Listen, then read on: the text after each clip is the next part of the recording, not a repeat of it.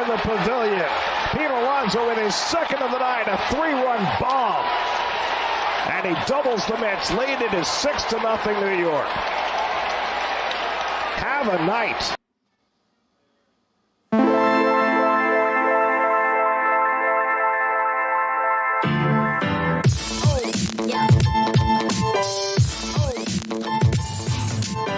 Yo, what's up, everybody? I'm Bob Walters. He's Brett Grasso. This is Mets Extra, presented by Locked Up Sports. It's the Mets pregame show.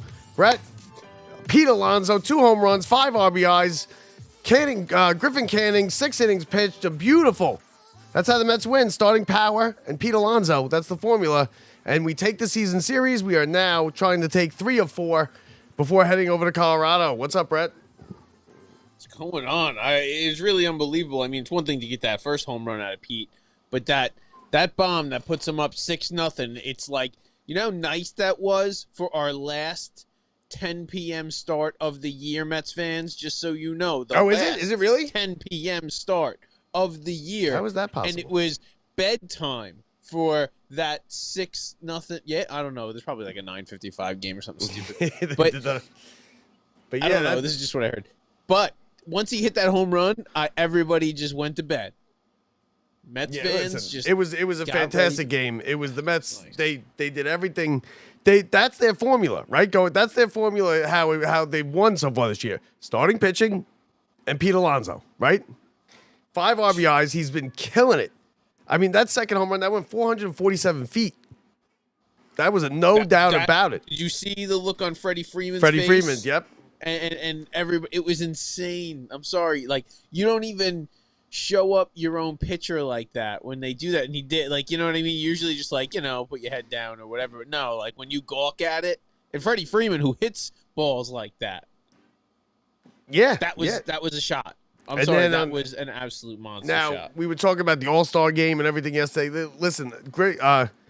Griffin Canning, or Canning, whatever his name is. I can't say that. Griffin Canning. I'm always saying Canning, Griffin, because he doesn't have a friend. Neither of them are first names, right? Let's be real. Griffin, I guess Griffin. Than 2 first names. It's better than 2 first names. He's got 2 last names. But he pitched a hell of a game. I mean, 6 innings, 3 hits, 7 strikeouts, only 1 walk. He didn't let up any runs. I mean, again, with the starting pitching every single night. And this guy is somebody, last year, he had the worst ERA in baseball. The worst ERA in baseball. And he comes out and he's like this. He's giving us quality starts every 5 days or 6 days because of the Mets. You stick him in the lab with Hefner, with a pen and a pad, just trying to get this whole Mets game off, No, seriously, though, like, it is incredible what they're doing. And it's like they're not just taking any random person. They're cherry picking these guys and saying that, there's something we're recognizing. They're missing it. They have something and they're not using it enough. Oh, but you watch guys' whole careers getting like turned around. And again, will this last? You go look at what happens when you leave the Mets. One key example: Luis Severino not having the best time over in Oakland. Telling you, they got something going over here. Yeah, but Oakland's terrible. But I mean, the Mets, and you're right, they do know something that we don't, because the last 2 years, it's not just getting lucky, right? They didn't just get lucky these last 2 years because this pitching just kind of came together and nobody thought it was going to be good. We didn't think it was going to. They didn't catch lightning in a bottle twice. You know what it is? They're better at this than we are. Like, we all looked at Griffin Canning and we're like, this is the worst pitcher in baseball. Why would you ever even want him on your team, let alone in your starting rotation? And now it's going to be bad news. We got injuries, and they just have been fantastic. Every single one, day after day. And David Peterson, who's pitching today, has been one of the best yet. Oh, and he's going to be. And he was a guy who was a prospect that was expected to be this way, but it wasn't working out. And then all of a sudden, this is somebody who, yes, he had all the upside in the world, but it wasn't working out. And all of a sudden you get him, put him into this system, and Peterson, he is unbelievable. Like, I'm sorry, he is like one of my favorites to watch now. He's he's really just right at the top of this Mets rotation. Did the Mets clinch the season series regardless of what happens? They clinched the season series against the Dodgers last night. Does that mean anything? Do you take anything from that? I mean, or is it just okay? you never know what if it's going to come down to the Mets or Dodgers and home field advantage and where that goes, and you don't know. Like that comes down. Yeah, but is that even like where in the line of succession is that a tiebreaker? Because it's going to be better record, right? Mets and Dodgers have same record, same record or worse. That's record. it. You're right. If they have the same record and they end the season and the Mets and Dodgers play each other, there you go. The Mets have the advantage over the Dodgers. And, what does that mean? It just, take it as we got something over them. Yeah, we got something matters, over you. Right? Yeah, it's kind of like a bragging. Yeah. It's not even a bragging thing. It's an intimidation thing, I think. If you meet them in the playoffs, we're not scared of you. We've come here. We've won 3 out of 4. No. And I think that's why I think today's game is pretty big to win. It is, but at the same time, name the starting pitchers who we went against that weren't named Kershaw, because you couldn't do it right now if we went and we tried versus the Dodgers the last 3 days. But the only one's Kershaw, and other than that, it's going to be a little bit of a different Dodgers team when all of a sudden, listen, their starting pitchers are back. I don't know. They may not have it right now, but the Dodgers are going to be playing a lot better baseball, I think, than they are. I mean, of course. Listen, everybody, even the best teams. That's why the Rockies and the White Sox, win every once in a while, because they don't go 10 and 152. That doesn't happen. The Rockies are the hottest team in baseball. But they win like 2 in a row. They swept. Oh, did they? Sweep. Who'd they sweep? Who'd they sweep? The Marlins. The Marlins. The Marlins. Doesn't make a difference. The Marlins are always. They came from the Mets, so they played this team so good, and all of a sudden they came to the Marlins, and they swept them. And now they got to go play this hot Rockies team with the Mets coming into town. There's like a battle of the top 2. So the Dodgers series is just a warm up, is what you're saying. Warm up. Yeah, this is easy. This is easy stuff. We want to welcome everybody who's watching. Join the chat. Don't forget to rate, review, subscribe, tell your friends. Listen, subscribe, would you? We've made it way too far into this show to not mention the biggest news of everything that even happened last night, which is Francisco Lindor breaking his pinky toe. If you don't know, Bob's coming back from a dot. Francisco Lindor broke his pinky toe. He is out of the lineup. How did I miss that? How did I miss that? You were Bob had all types of doctor's appointments. And I know what happened because I was about to text you as you were like, I was going to be like, it happened over the last couple hours. Okay. It happened last night. We kind of saw it. He hobbled around the bases. He played through it, but he's going to try and stay off the IL. It's bad. He's hobbling around the locker room right now. He's out of the lineup. He's day to day, but this is something that I'm a big believer in. Let it heal for a couple days. And then give him a week. Give him a week if you have to. You don't want to run it. It doesn't heal. It won't heal. And the pinky toe is a weird one. It's a weird one. What did he do? Stub it? What, he hit it on the coffee table?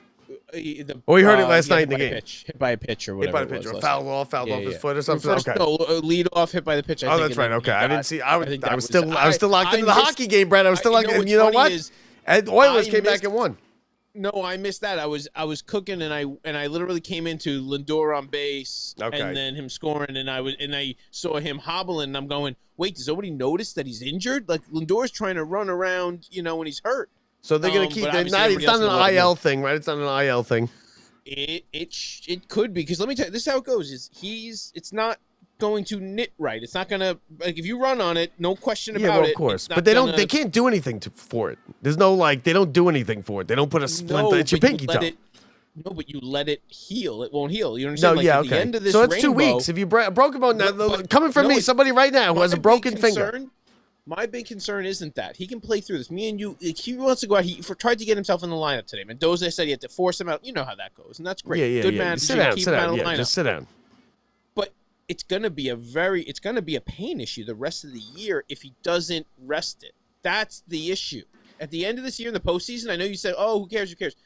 Fair point. I want him rested. I want him to go 2 weeks. He will be hurting and sore in the postseason because of something now, whereas it would go away if he rested it for a couple weeks. I want him to take 2 weeks because you know what? And listen, you're coming from somebody who has a broken finger right now. I'm supposed to be wearing this thing. Yeah, same scenario. And I went today and I was like, I went to the city doctor and I was like, hey, listen, I can go back to work, put me back to work. And he said, no. He goes, I want to see you go see a hand specialist first. Yeah. And I'm like, it really isn't that bad. It really isn't. And I just broke the tip of the finger, right? So, but the doctor said to me, he said, listen, any break in a bone or anything, especially a finger or a toe, is 2 weeks minimum. for it to at least heal. Now imagine this concept. Imagine you were walking around on those hands all day. And that's the difference, is that little bit of just walking. Forget about playing baseball at a high level. Walking around on it is going to keep that from healing. So on your finger, you're going to be limping. You can get away with it. But even at work, now you're going to go in, even if you're on light duty or whatever you want to call it, you go grab the handle to the door to open it. It's going to hurt. It's going to hurt. Yeah, it's going to hurt. You know, it's that little tiny grasping. Or I bump it. I bump it into something. I bumped it the other day, and it was hard. What happens? It causes it not to knit right. Like, it still heals, just not right. Do you know what I mean? And no big deal unless you're an elite athlete who uses his feet every day. Which I happen to be. Yeah. No, you're good. But that really, seriously, he's got beyond this week and this month and this postseason. Lindor's going to play for us for years, and you don't need a guy with a bad hoof, running around out there in the outfield. Okay, so I didn't even know that. I'm glad you brought that up. Everyday Mets, welcome to the show as always. There he is. Big hello. He's telling us here, as we all know now, the Braves and the Phillies, Brett, in the last couple of nights have just blown leads late. Did you hear this little rumor stuff? They're talking about the reason the Braves have fallen off so bad is that they're talking, and this is pure speculation, but it's like that they were like pitch comm gate, like they were like learning from the pitch comms, and like, oh man, it's such a there's a thing going around. You'll see. What do you mean learning from the pitch comms? Yeah. Oh, they were hearing it. They were tipping pitches, supposedly. Oh, they were tipping pitches. Oh, okay. Again, this is speculation, but it's making its way around. And, these things don't, even when there's smoke, there's fire. And listen, we're just reporting, what other people are saying here. But we don't report it unless there's a significant fall off. Listen, have you seen a team fall off like the Braves have fallen off? Yeah, teams lose. Teams lose. Get off to bad starts. That's all they did. The manager, they played a lot better recently. Their World Series winning manager sleeping on the helm, not noticing his pitchers even hurt, and just letting the guy stay in. I did see that. There's a lot going on down there. But they're still in the thick of it, right? They're still, what are they, 6 or 7 games back of us? I gotta look at the standings. They're falling back. But because they played well for a little while. Yeah, no, they are. No, that's not happening. No, last week has I think been like total fall apart. But anyway, we get into the Braves hopefully later in the year, and they're not around. And it's just us and trying to battle the Phillies at this point would be nice. But that would be nice. It'd be nice to be a 2-horse race, right, rather than 3. Get Atlanta out of there. Get Atlanta out of there. We'll put it this way: they're below the Nationals right now, so Oh, are they? Okay. The Nationals are playing pretty well. 11 games back. The Nationals are 9.5 games. I'm telling you. Okay, I didn't realize they lost that many this last week. 3-7 their last 10. 3-7. See, I'm still locked. I was locked into the Knicks, where I wasn't. Of course, I was watching the games and paying attention, but I wasn't locked into the standings, everything, and I knew the Phillies had passed us. But, hey, listen. I've barely been even getting that much off the Yankees just because it's all been Knicks and then Mets and Soto's bad. Yankees lost again last night. Yankees fans don't even talk about the Yankees. They just talk about Soto at this point. They don't even watch the games. They watch Mets games. So now the Mets only have Yankees fans watching Mets games, Mets fans watching Mets games. Nobody's watching Yankee games. Now, Darren Judge is the best in baseball. So Mauricio 0 for 4 again last night. Are you kind of a little worried? We start off 0 for 8 after being so hot coming up and playing so well. Now he's 0 for 8 out of the gate here. What do you think about that? No. Worries me if you want to start talking. You give him the day off today. That's what you need. Now this is his first day of, I'm a major leaguer. I got no pressure to start. I'm going to go have my nice day in the sun in L.A. Everybody's happy. Did you see them yesterday? Everybody's having the best day ever yesterday. They were up 6-0. And they didn't do anything. They were playing a fake simulated game. Acuna's wearing catcher's gear. They're playing, and Soto's flipping the bottle There's too. the fake batters. Marte's the fake batter. I'm telling you, that was nice to see them having some fun. Again, it only comes with winning. But getting back to Mauricio, no, you give me a week or 2 weeks of him not doing it. But guess what happens at the end of that rainbow? Mark Vientos is back at the end of that rainbow. Yeah, well, it's hamstrings can be tricky. No. He's looking at mild. The report came back very mild. Talking like 2 weeks, he'll be back. I'm telling you, it's not going to be as bad as you think. And you're right. Maybe they play that cautious. But I think Mauricio comes into his own. He gets out of L.A. He goes into Colorado. And I'm telling you, Mauricio versus some minor leaguers like he's been facing, he's going to have a good time in Colorado. He gets his feet under him. And like it has been, that is just nice, man. We play Colorado and these bad teams, and the Mets have spurred this run.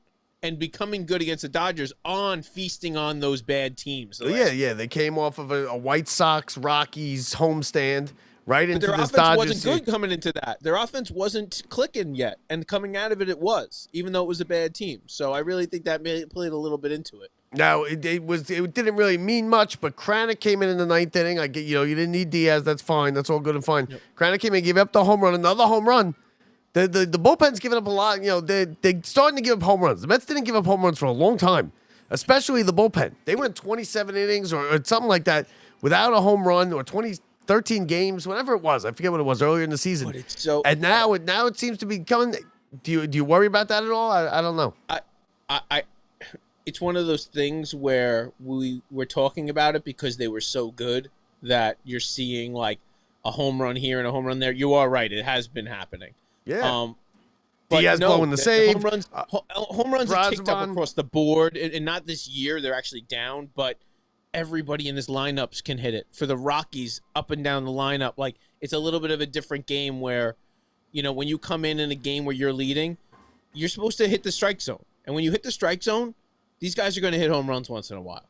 Now, if that's in a tight game and guys are giving up big home runs in a 1-run game and a 2-run game, kind of like Brazaban did the other night, that bothers me a little bit because you shouldn't be throwing Max Muncy a 1-2, four-seam fastball. I can live with it though. It's 6-0 though. It's 6-0 I can live with him. No, not in Brazaban's game. No, in Brazaban's Max Muncy. You're right. That was the one where he grooves him a four-seamer. He throws him a four-seamer. That's not the spot to throw that pitch at all. I think my biggest issue is pitch selection in a 6-run game. Go for it. Let it happen. Not worried about that. I'm not worried about Kranick. I'm not worried about anybody in that really. It's really it's going to be staying healthy like anything. We just got to keep those injuries away. I think Brazaban's kind of coming down to earth a little bit. He's pitching way over his head. Nobody's going to be perfect with this stuff. I'm not saying perfect, but Brazaban was out of control. No, definitely. But I think that's the issue is like they've been so good that, it's all of a sudden you're like barely watching like, this isn't even something we have to watch. Kranick's going to get every out. Brazaban's going to get every out. Diaz maybe a little trouble, but he's going to get the say. And like, you know what? You are right. They're all going to come down to earth, and probably it might happen all at the same time. You know what I mean? Like it happens where you have a bad week, and all of a sudden it compounds on each other. And we watched it. Yeah, we watched it when Stanek blew the save, and then they got in a bad rhythm of having to bring Diaz in because he had too much rest, and then not enough rest, and then he blows another save, and it compounds really quickly with the errors and the blown saves and the lack of offensive production. So we're humming right now. Especially when you go in to play a team that's as good as the Colorado Rockies are right now. yeah, you're right. They are hot. But the best part about this Mets team is if any one of those guys gets into those situations, you just go lean on somebody else for the week and you back off of them. You know what I mean? Like when you got Reed Garrett, who doesn't give up anything ever, and you go, okay, and like, again, I think they're so much more focused. Brazaban was that last week, and then you're right. They rotate around. But you're talking about it. But what are we complaining about Brazaban? Which for one pitch? Yeah, no, two. We gave up 2 home runs recently. But either way, but you know what I mean? Like that's not. You know what bothers me is if they were walking those guys in. Do you know what I mean? That's when you start having issues. When you start giving up the 3 walks and 1 hit, and you go, oh no, wait a minute. We're putting yourself in bad counts. And they're learning, get ahead on these guys. And I think that's where this Mets team has really gotten ahead with their relievers is they aren't scared of anybody. They're not scared of the Dodgers, and they're being very aggressive with batters. Now, we talked about the how happy-go-lucky they were, and they're playing loose, and they're playing games in the dugout. And if you look at last night's score, 6-1, you go, oh, okay, they cruised to the victory, no problem. No. But they didn't do anything offensive. No. It was Pete Alonso, and that's it. They had 4 hits, Brett, 4 hits. 2 of them were 5 RBIs of home runs, worth of home runs from Pete Alonso. Nobody did anything. There was a lot of 0 for 4s in that lineup.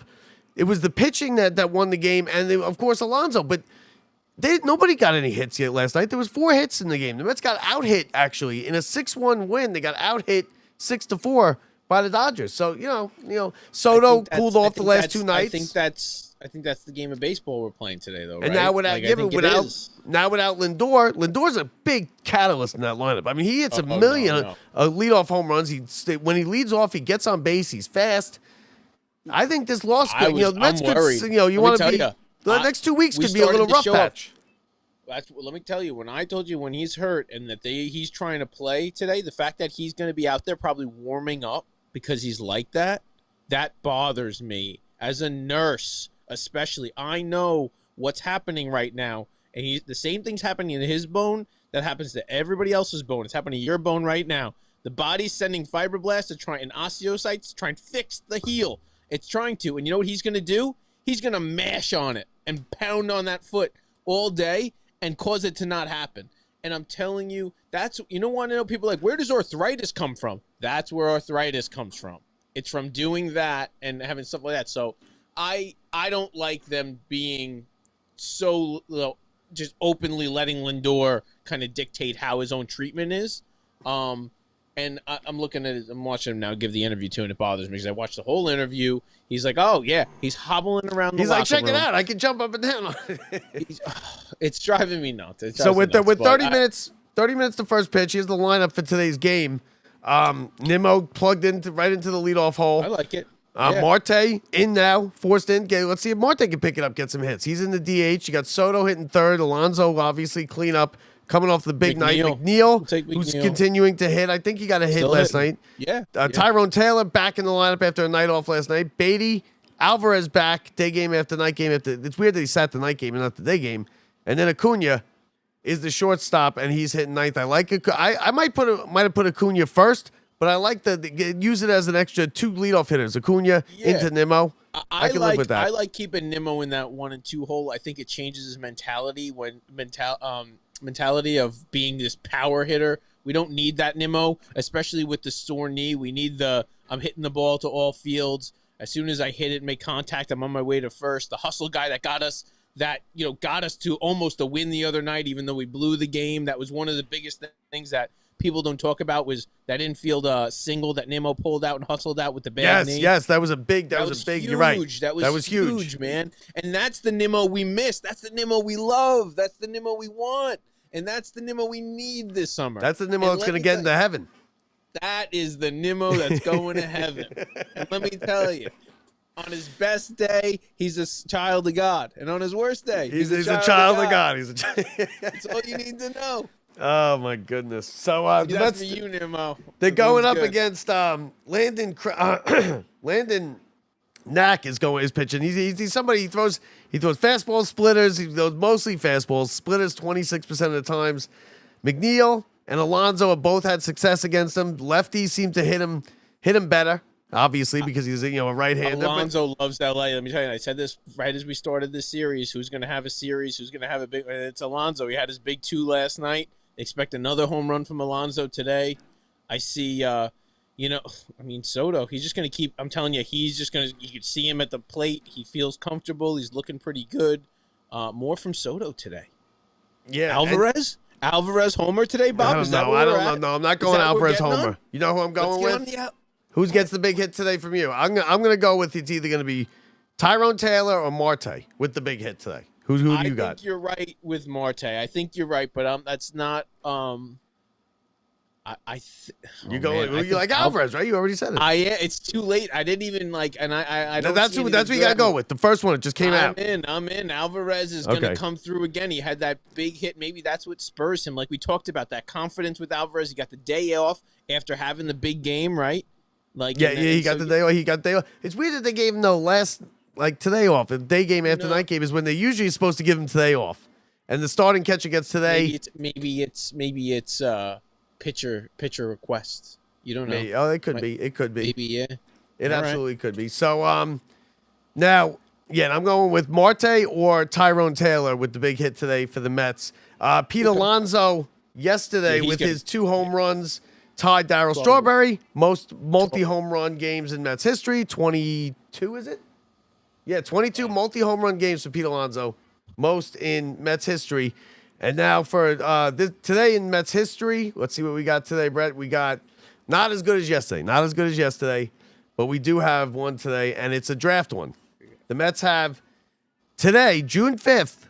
These are the people that they've drafted in their history. Wow. 1970, Lee Mazzilli in 73, Aaron Heilman, remember him? Yeah. David Wright. Oh, yeah, great reliever. 2001, Ike Davis, and Michael Conforto, who is on the Dodgers right now and is not really gonna do much to keep his job. Who's gonna? I know.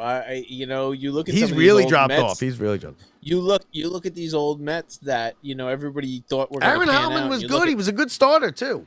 No, he was a good eighth. He was eighth inning man. You bring Heilman in. He was solid for a couple of years.